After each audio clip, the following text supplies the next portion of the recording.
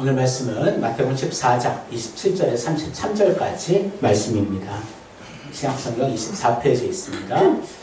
말씀을 보고 함께 봉독하겠습니다.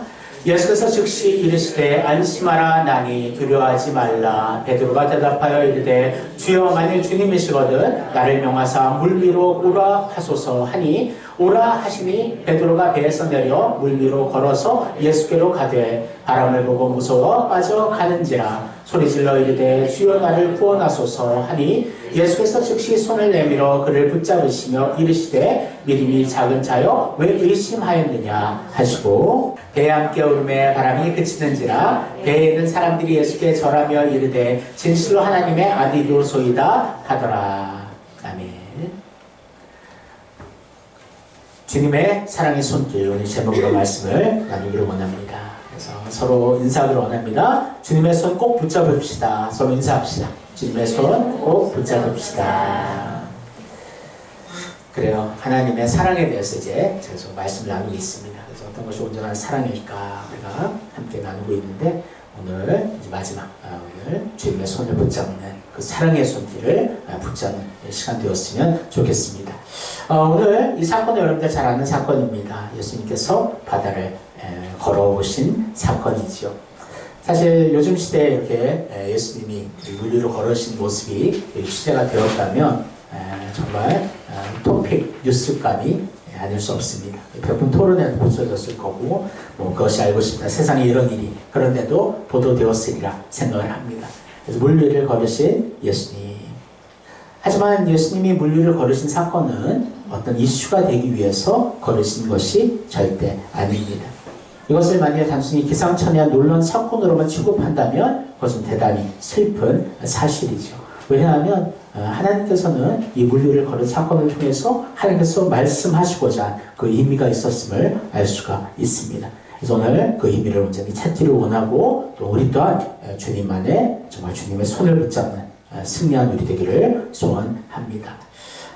첫 번째 이 사건의 배경을 한번 살펴보겠습니다. 같이 말씀을 읽겠습니다. 물을 명하여 잔디 위에 앉히시고 떡 5개와 물고기 2마리를 가지사 하늘을 우러러 축사하시고 떡을 떼어 제자들에게 주시매 제자들이 무리에게 주니 다 배불리 먹고 남은 조각을 12바구니에 차게 거두었으며 먹은 사람은 여자와 어린이 외에 5,000명이나 되었더라. 아멘.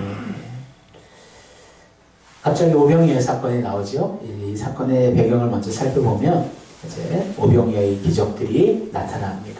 한 소년의 떡 5개 물고기 2마리에 정말 도시락을 통해서 5,000명의 남자 그 외에 거의 한 10,000명 정도의 정말 그 사람들을 먹이시는 놀라운 사건이 벌어졌습니다. 그리고 나서 오늘 본문 말씀이 나옵니다. 이제 이 오병이어의 기적을 체험하니까 그들이 예수님을 바로 거기 가서 왕으로 추대하려 했던 것 같아요. 예수님은 왕으로 군림하시기 위해 오신 것이 아니기 때문에 주님은 그 자리를 피하시게 됩니다. 한번 말씀을 같이 읽겠습니다. 예수께서 즉시 제자들을 재촉하사 자기가 무리를 보내는 동안에 배를 타고 앞서 건너편으로 가게 하시고 무리를 보내신 후에 기도하러 따로 산에 올라가시니라. 저물매 거기 혼자 계시더니. 아멘. 그러니까 예수님을 왕으로 계속 추대하려는 이스라엘 그 백성들의 모습들을 주님은 이제 피해서 이제는 산에 올라가셔서 하나님 앞에 이제 기도하시는 그 모습이 나오고 있습니다. 사실 예수님은 항상 기도하셨어요. 새벽을 사실 맨 처음 새벽 기도 창시자가 바로 예수님이시잖아요. 새벽을 깨워 하나님 앞에 늘 기도하고 사실 예수님은 하나님이시기 때문에 특별히 저기 기도할 필요는 당연히 없죠. 그냥 하나님과 늘 도통하고 있기 때문에. 하지만 주님은 모범을 보이셨습니다. 그래서 주기도문도 우리에게 먼저 알려주셨고 또한 주님께서 친히 항상 기도하셨음을 알 수가 있습니다. 주님께서는 무엇을 기도하셨을까? 바로 우리를 구원하시기 위한 그 십자가를 주님 바라보면서 하나님 앞에 온전히 기도했으리라 믿습니다. 그래서 주님은 이렇게 기도를 한참 후가 지나서 이제 새벽이 되어서야 제자들에게 발길을 옮기게 됩니다. 제자들은 이미 배를 타고 먼저 출발을 한 상태였습니다. 이제 제자의 상황을 한번 보겠습니다. 같이 읽을게요. 배가 이미 육지에서 수리나 떠나서 바람이 거스름으로 물결로 말미암아 고난을 당하더라. 아멘. 이제 배가 이제 육지에서 출발한 지 꽤 되었고 이제 이렇게 배가 항해를 하는데 갑자기 바람이 거스르다. 이렇게 표현이 그냥 바람이 거스르다 간단하게 표현했지만 정말 많이 흔들리는 정말 강한 강풍이라고 우리가 생각할 수 있습니다. 사실 거기에는 베테랑 어부들이 타 있죠. 베드로와 또 그 형제도 타 있고. 근데 이제 베드로의 판단에서도 이것은 진짜 죽을 일이다 생각할 정도면 그 파도가 얼마나 강했는지 우리가 알 수가 있는 것이지요. 사실 그들 마음에 이런 생각이 들었을 것입니다. 왜 이럴 때 또 주님은 함께 안 계셔서 이렇게 우리가 죽게 되었을까? 거기에 대한 많은 정말 마음에 또 불평과 또 두려움들이 있지 않았을까 생각해 보게 됩니다. 실제 생명이 오락가락하는 그러한 상황 속에 놓여져 있던 것이죠. 그러니까 이제 그들이 얼마나 예수님의 이름을 불렀을까 생각해 보게 됩니다. 사실 우리도 이러한 상황 속에 처했을 때가 분명히 있습니다. 아니 열심히 신앙생활 하는데 나에게 왜 이런 시련이 있을까? 나와 함께 하신다는데 왜 피하게 하시지 않으셨지? 하나님 너무하네. 그런 마음을 또 품는 경우들이 있죠. 우리 여기서 이렇게 기도합니다. 주님, 이런 위기가 있기 전에 미리 알려주셨다면 얼마나 좋겠습니까? 아니면 그 위기를 벗어나게 할 수 있지 않습니까? 어떨 때는 그런 마음으로 품는 것 같아요. 예를 들면 주인집에 새를 올려달라 연락이 옵니다. 갑자기 대학 합격 명단에 자기 이름이 없습니다. 직장에서 퇴사 명령이 공고됩니다. 건강검진을 받았는데 암이 발견되었다고 연락이 옵니다. 이외에도 갑작스러운 일들이 우리 앞에 언제 다가올지 모릅니다. 사실 우리가 이 세상 살아가지만 예수를 믿는다 해서 모든 게 만사형통되는 것은 아니에요. 이 세상에 있는 일반 은총 가운데 우리도 살아가기 때문에 우리 죄악으로 인해 타락한 이 세상 속에서의 그 고난과 어려움들을 우리도 동일하게 만나게 됩니다. 그래서 참 피해 나가면 좋겠지만 그러지 않는다는 거예요. 그래서 우리가 이 지금 베드로와 같은 상황이면 얼마나 두려움이 있을까, 그렇죠? 주님 왜 이럴 땐 또 안 계십니까? 그런 마음을 품을지 모릅니다. 우리도 동일한 이런 시련들이 닥쳐요. 하지만 처음에는 근심하고 고난이 생길 수 있습니다. 아무리 믿음이 오래된 분이라 하더라도 정말 그런 갑작스러운 예기치 못한 상황들이 생기면 사실 당황할 수밖에 없는 것이 우리 인간입니다. 하지만 그 당황 속에서 우리가 정신을 바로 차리고 우리 주님을 다시 바라볼 수 있는 것이 우리 믿음의 능력인 줄을 믿습니다. 주님을 바라봐야 됩니다. 그렇게 물결이 치며 거기에서 그냥 죽음으로 끝나는 것이 아니라 주님은 다가오신다라는 것이죠. 세 번째 같이 읽겠습니다. 무리를 걸으시는 주님. 25절입니다. 밤사경에 예수께서 바다 위로 걸어서 제자들에게 오시니. 아멘. 밤사경은 지금 우리 시간으로는 새벽 3시부터 6시 사이를 의미합니다. 그러니까 아주 우리가 특별 새벽 예배가 이제 시작되는 그 5시간 그 이전과 이후를 생각할 수 있습니다. 그러니까 다 잠을 청하고 고요한 시간이지요. 하지만 그때 주님은 사랑하는 제자들을 향해 걸어오고 계십니다. 여기서 예수 그리스도가 어떤 분이심을 알 수 있어야 됩니다. 예수님 지금 평지가 아닌 바다 위를 걷고 계셔요. 하지만 이것이 우리 놀랄 일은 아닙니다. 이 세상 사람들은 부인하겠죠. 그거는 가짜다 얘기하겠죠. 하지만 예수님은 누구십니까? 하나님의 아들이셔요. 이 천지를 창조할 때도 주님은 함께 하는가 하셨고 영원전부터 영원까지 계시는 바로 우리 하나님이 예수님이십니다. 그것을 우리가 그 관점을 갖는다면, 그 믿음을 갖는다면 바다 위를 걷는 것은 주님 앞에서는 아무 일도 아니라는 것이지요. 사실 주님도 다른 기적들을 보면 파도에 명령하시니까 잠잠해지는 그런 역사도 나타납니다. 왜냐하면 이 자연 만물도 주님의 것이기 때문이지요. 시편 93편 4절에 이렇게 말씀합니다. 같이 읽겠습니다. 높이 계신 여호와의 능력은 많은 물소리와 바다의 큰 파도보다 크니이다. 아무리 세찬 파도가 우리 인생에 다가온다 하더라도 주님이 함께 하시면 그것이야말로 참된 평안의 잔잔한 호수가 된다는 것을 여러분 기억하시기를 원합니다. 그래서 우리가 주님에 대해서 우리가 기도할 때도 마찬가지예요. 어쨌든 우리의 제약된 생각으로 주님을 어떻게 보면 선을 한계를 만들어 놓는 경우들이 있는 것 같아요. 그래서 기도할 때도 주님 이렇게 있는 문제가 있는데요. 하나님, 난 이렇게 해결되면 좋겠습니다. 그렇게 우리는 한두 가지, 몇 가지의 정답을 정해놓고 주님께서 그렇게 따라오시기를 원하는 그런 경우들이 있는 거죠. 하지만 주님의 응답은 항상 그렇지 않아요. 우리가 제시해놓은 그 객관식 답안지에 주님이 선택하시는 것이 아니라 주님의 주관식 답안지를 작성하심을 여러분들 기억하시기를 원합니다. 그래서 우리가 원하는 예측하는 방식이 아니에요. 어제는 잘 안 되는 것 같고 지금 당장 넘어지는 것 같지만 나중에 가서는 그 문제들이 그것을 통해서 더욱 온전케 되는 그런 역전의 경우들을 우리가 많이 보게 된다는 것입니다. 그래서 우리가 하나님 앞에 기도할 때도 항상 그 결말을 어떻게 기도해야 될까? 항상 이걸 헷갈리는 분들이 있어요. 하나님, 나는 A를 원합니다. A 주시옵소서. 아, 주신 줄 믿습니다. 근데 막 안 주실 것 같아요. 그걸 의심이라고 생각합니다. 하지만 진정한 기도가 뭘까 생각해보면 A를 달라라고만 기도하는 게 진짜 기도일까? 하나님, 내가 A를 원하는 그 마음을 전해야 되겠죠. 하지만 하나님께서 나를 보실 때 가장 나에게 필요한 것이 무엇일까요? 하나님은 그것을 아시는 줄 믿습니다. 하나님, 가장 나에게 필요한 건 이미 준비하신 줄 믿사오니 하나님의 뜻대로 역사하옵소서. 그것이 우리의 기도의 결론이라고 저는 생각을 합니다. 그래서 주님의 그 응답, 주님의 그 주관식의 그 해답이 바로 우리의 참된 기도의 응답 되어져야 된다는 것입니다. 사랑하는 성도 여러분, 그러기 위해서는 우리가 주님이 누구이신지에 대한 믿음이 확고해야 됩니다. 우리와 같은 똑같은 사람이 되셨죠. 우리와 같이 정말 고통을 아시고 아픔을 아시는 우리의 친구이시지요. 하지만 동시에 죄에서 사망 권세에서 이기신 참 하나님이시며 우리의 참된 구주이심을 우리가 바라보며 주님은 함께 그냥 공감하시는 그런 마음뿐만 아니라 우리의 모든 문제를 해결하시는 참 문제의 해결자 되심을 믿으시기를 주님의 이름으로 소원합니다. 그래서 하나님의 능력을 절대 제한하지 마세요. 내가 원하는 어떤 그 길들로 하나님을 자꾸 유도하려 하지 마세요. 기도할 때도 하나님의 뜻을 온전히 구하며 마지막 결론은 하나님께서 온전히 역사하심을 내가 믿고 하나님께서 함께 하심을 믿고 믿음으로 나아가는 그런 결론으로 나아가는 여러분과 제가 되기를 주님의 이름으로 소원합니다. 이제 네 번째, 제자의 반응 같이 읽겠습니다. 제자들이 그가 바다 위로 걸어오심을 보고 놀라 유령이라 하며 무서워하여 소리 지르거늘. 아멘. 제자들은 예수님을 찾았겠죠. 하지만 이런 방식은 아니었던 것 같아요. 오병이어의 기적을 경험했는데도 아직 주님에 대해서 잘 모릅니다.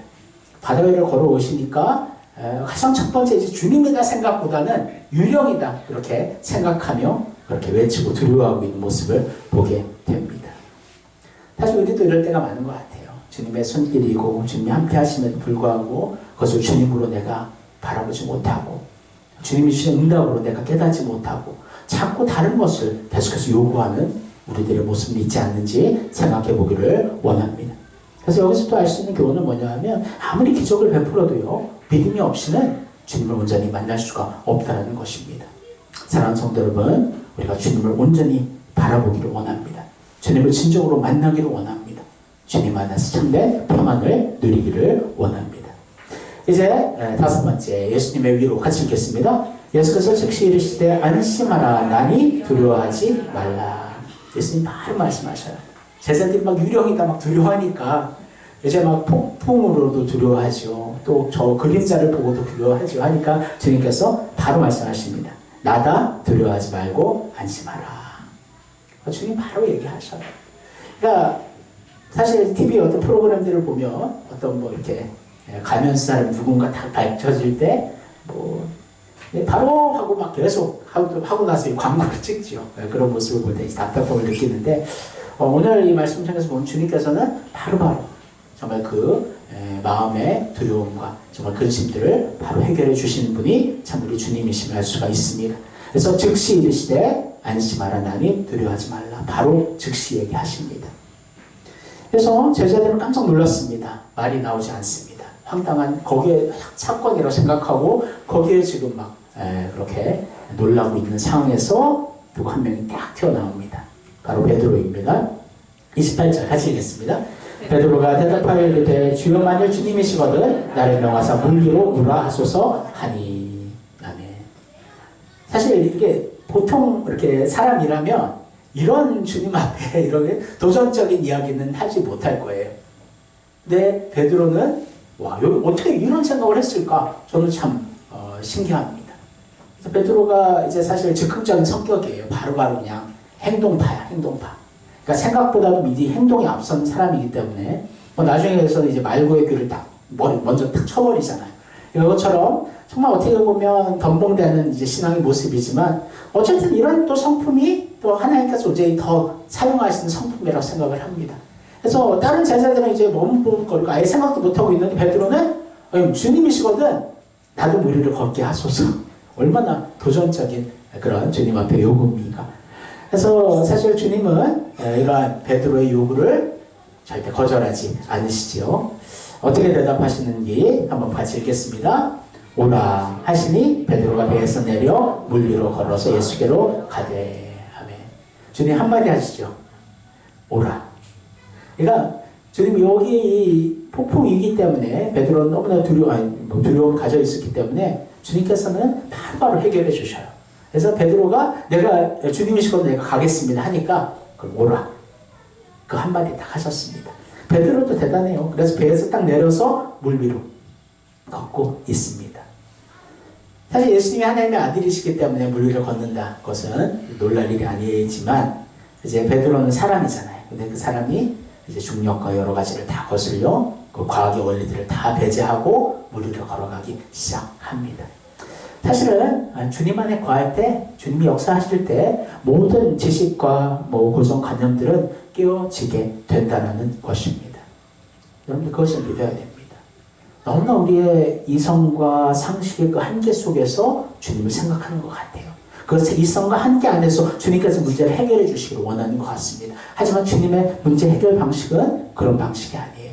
주님 능력 주실 때 이 세상의 모든 어떠한 철학과 사고와 과학과 원리들도 깨뜨릴 수 있는 놀라운 하나님의 크신 응답으로 역사해 주신다는 것을 여러분 믿으시기를 주님의 이름으로 소원합니다. 그래서 베드로는 잘 무리를 걷습니다. 거기까지는 참 잘했어요. 하지만 이 다음의 장면이 나옵니다. 한번 제목을 읽을게요. 예수님에게서 파도로. 30절 바람을 보고 무서워 빠져가는지라 소리질러 이르되 주여 나를 구원하소서 하니. 그러니까 주님 바라보며 걸어갈 때는 물 위로 걸었습니다. 몇 걸음 걷게 되죠. 하지만 이제 그 현실을 직시하는 거예요. 내가 지금 뭘 하고 있는 거지? 내 자신을 바라보게 되고 또 주변의 풍랑을 바라보게 되니까 내가 걷는 게 이것은 불가능한데 하면서 의심하기 시작하니까 바로 물속에 빠져들기 시작합니다. 바로 베드로는 필수적으로 주님을 부르죠. 주님 구원하소서. 사실 우리도 이럴 때가 있어요. 하나님께서 응답하시고 하나님 역사하심을 우리가 믿으며 그래서 우리가 기도를 열심히 해서 또 하나님의 뜻대로 응답이 되었어요. 놀라고 너무나 기쁜데 그것은 잠시 잠깐이고 그것에 대한 그 결과에 대해서 나의 성과와 내가 한 노력들이 자꾸 생각이 납니다. 자꾸 그 공로가 나에게 돌아와요. 내가 그래도 이 선택을 잘해서 이렇게 된 거라는 자꾸 그런 사탄의 유혹들을 집어넣는 것 같아요. 그렇게 의심하고 마음속에 주님을 바라보는 그 시선이 세상을 바라보는 시선으로 분산될 때 우리는 그 파도에 빠져 들어갈 수밖에 없다라는 것입니다. 그러니까 항상 제가 강조하는 것이 뭐냐 하면 우리가 기도의 응답을 받을 때 그때 넘어질 수 있기 때문에 더욱더 겸손하게 하나님을 전적으로 의지하고 전적인 하나님의 영광을 나타내야 되는 것이 우리의 모습인 줄을 믿습니다. 그래서 정말 그렇게 바다에 빠져가는 베드로 주님 얼마나 안타까워하실까. 순간이에요. 주님 정말 베드로 역시 베드로구나 했는데 순간 빠져들면서 주님께서는 어떤 반응을 보이시고 있을까. 한번 31절 말씀 같이 읽겠습니다. 예수께서 즉시 손을 내밀어 그를 붙잡으시며 이르시되 믿음이 작은 자여 왜 의심하였느냐 하시고. 아멘. 오늘 이 말씀은 또 즉시가 또 나와요. 주님께서는 바로바로 그냥 그 문제를 해결해 주시는 주님의 응답의 역사를 우리가 볼 수 있습니다. 그러니까 예수님께서 순서를 보세요. 왜 의심하였느냐 말씀하시고 붙잡으셨나요? 아니에요. 주님께서는 즉시 먼저 손을 내밀어 붙잡은 게 먼저입니다. 그리고 나서 주님 말씀하셔요. 왜 의심하였느냐. 주님 이렇게 말씀하십니다. 처음에 담대히 주님 의지하는 것 참된 잘한 것이었어. 하지만 왜 세상으로 눈을 돌리는 거지? 왜 성난 파도를 바라보니? 왜 거센 바람을 쳐다보니? 왜 의심하니? 왜 계속해서 기도하지 않니? 왜 다시 세상 속으로 빠져드는 거니? 내 손을 잡아 건져줄게. 주님 계속해서 우리에게 말씀하십니다. 사실 우리가 특별세면 예배를 하고 정말 예배의 결단을 하고 나아가고 여러 가지 또 새로운 결단들을 오래 했을 줄 압니다. 하지만 그것이 얼마나 온전히 지금 지켜지고 있습니까? 사실 인간의 이런 의지와 결단들은 너무나 약해요. 순간 내가 믿으면서도 순간 또 의심하는 것이 인간의 그런 얕은 생각들입니다. 그러니까 사실 우리가 주님을 붙들고 매달렸으면 그 누가 주님을 앞에 지금 나올 수 있었겠습니까? 하나님께서 우리를 붙드시기 때문에 우리가 지금 이렇게 살 수 있는 거예요. 예배할 수 있는 거예요. 여기도 마찬가지입니다. 베드로가 먼저 주님 손 잡은 거 아닙니다. 주님께서 베드로를 먼저 건져 주십니다. 손을 꼭 잡아 주십니다. 그러니까 항상 주님의 손이 먼저예요. 언제나 우리를 향해 주님의 손은 내밀어져 있습니다. 사실 우리가 거절하는 것이죠. 사랑하는 성도 여러분, 우리의 지금 눈은 어디에 고정되어 있습니까? 주님을 바라보고 믿음으로 주님 앞에 나아가야 되는데 너무나 수시로 우리의 눈들은 세상으로 향하게 됩니다. 우리 앞에 닥친 문제와 어려움들, 내 당장의 어떤 유익과 행복들을 우리는 자꾸 바라보며 자꾸 세상으로 빠져드는 우리의 모습을 발견하게 되죠. 하지만 주님은 언제나 손 내미심을 여러분 기억하시기 원합니다. 근데 막 질책하는 손길이 아니에요. 즉시 내밀어 붙잡으시잖아요. 우리가 긴급하게 빠져드는 걸 주님은 아십니다. 주님도 긴급한 마음으로 우리의 손을 붙잡아 건져내어 주신다는 것입니다. 사랑하는 성도 여러분, 주님의 그 사랑의 손길은 언제나 우리 앞에 펼쳐져 있습니다. 여러분 분명히 기억하세요. 내가 왜 자꾸 넘어지고 쓰러지고 세상으로 나아갈까? 나의 연약함 때문입니다. 세상을 바라보기 때문입니다. 다시 주님 향해 시선을 주님께 맞출 때 주님의 손을 온전히 붙들고 우리는 그 안에서 승리하며 다시 나오게 될 줄을 믿습니다. 여러 가지 파도가 있고 폭풍이 있어요. 우리 인생은 그냥 평범한 그러한 잔잔한 호수는 우리 인생 앞에 없습니다. 어쩔 때는 좀 우리가 감당할 수 없는 너무나 큰 폭우들이 우리를 넘어뜨리려 하지만 주님의 손길을 붙잡을 때 그것은 참된 평안과 안전이 있음을 여러분 기억하시기를 주님의 이름으로 소원합니다. 여덟 번째 이제 배에 오르다 같이 읽겠습니다. 배에 함께 오름에 바람이 그치는지라. 아멘. 여러분 주님 걸어오실 때 바로 폭풍이 그친 게 아니에요. 그렇죠? 이 말씀 전에 보면은 계속해서 폭풍이 일어나고 있었던 거죠. 하지만 주님은 그 바다를 걸어 이제 제자들에게 나왔고 주님께서는 결국에는 이제 배에 함께 오르시게 됩니다. 그 배에 탑승하는 순간 모든 바람과 폭우들은 그쳤더라. 잔잔한 호수가 된 거죠. 사랑하는 성도 여러분, 성경을 보면 정말 그 많은 풍랑들을 맞은 사람들을 보게 됩니다. 사망의 음침한 골짜기, 시편 23편의 말씀을 보면 사망의 음침한 골짜기로 내가 다닐 때가 있어요. 다니엘과 새 친구처럼 풀문불 앞에서 죽음 앞에 서 있을 때가 있습니다. 또 다니엘처럼 사적으로 앞에서 정말 주님 앞에 기도할 때가 있고요.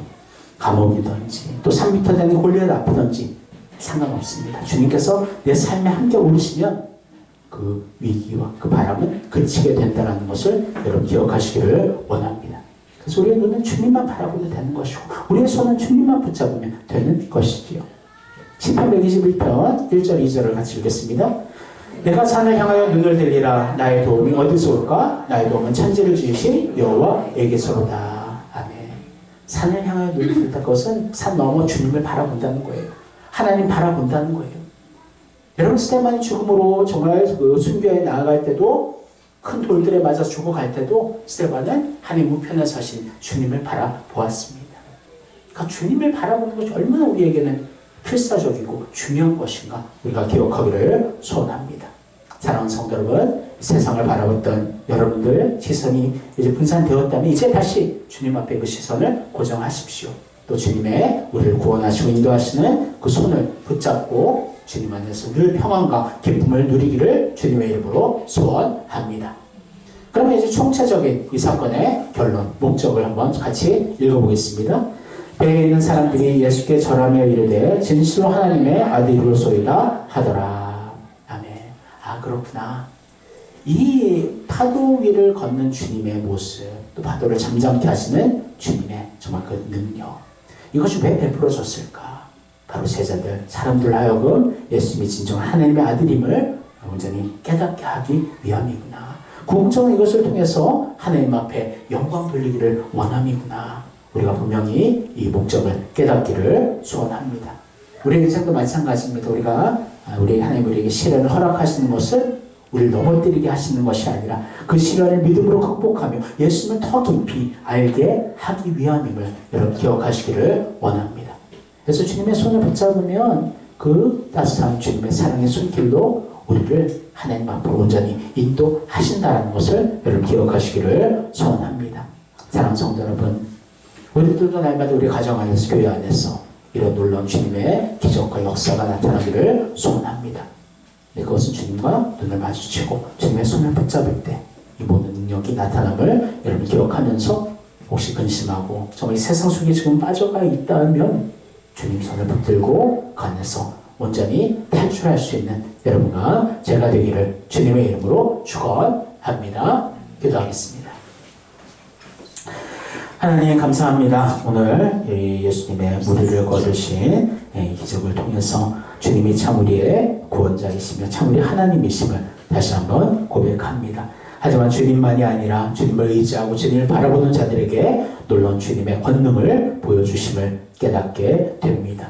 하지만 또한 이 세상을 바라보고 세상에 빠져갈 때 우리는 세상 속에 허우적거릴 수밖에 없음을 다시 한번 고백합니다. 언제나 우리의 시선은 주님을 향하게 하여 주시고 우리의 손은 주님의 우리를 구원하시는 사랑의 그 손길을 온전히 붙들 수 있도록 인도하여 주셔서 주님께서 우리를 건져내어 주실 때 하나님 앞에 영광 돌리며 주님이 참 하나님의 아들이심을 고백할 수 있는 우리들 되게 하여 주옵소서. 감사합니다. 예수님의 이름으로 기도합니다. 아멘.